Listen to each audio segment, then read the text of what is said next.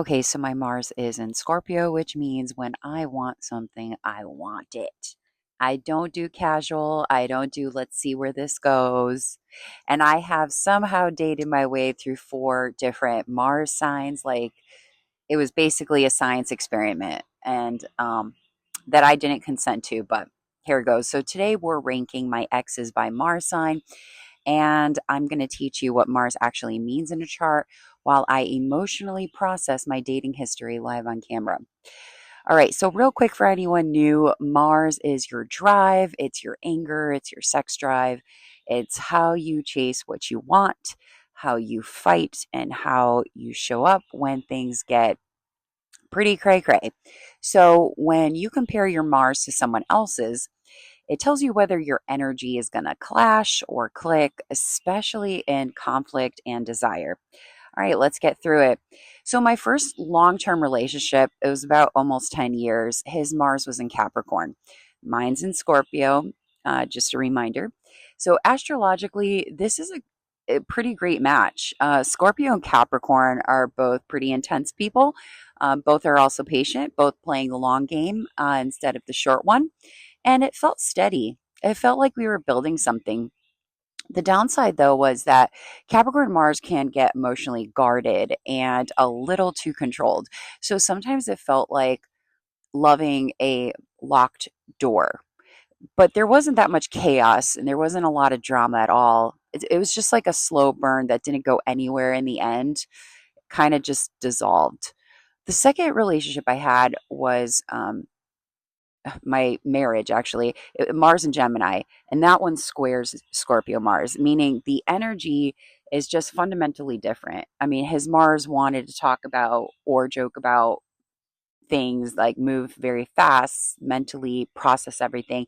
And mine wanted to sit in it. It wanted to go deep. It wanted to feel things. So we were like fighting in two different languages. It wasn't toxic per se, but it was pretty exhausting. It's like, why are you being so intense? And why are you being so avoidant? It was just really two different complete energies.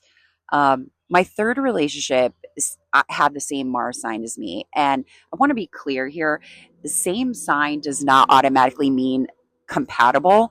Sometimes it means you get a mirror, and the mirror shows you the worst parts of your self amplified. So when two Scorpio Marses get together, it could turn into a power struggle, like totally subconsciously. You don't even realize it. And that was the most abusive, the most toxic, PTSD driven relationship I ever had. Um, it was absolutely horrible and requires a separate story time. That was really, really bad. I mean, talk about the worst of your drive and passion all coming out at once. The fourth one was Mars and Sagittarius. That also squares my Scorpio Mars. And noticing the pattern forming here, both of my toxic relationships were square my Mars. It's not a coincidence. I'm just not, it's just what it was. And it was worth noticing because it happened twice.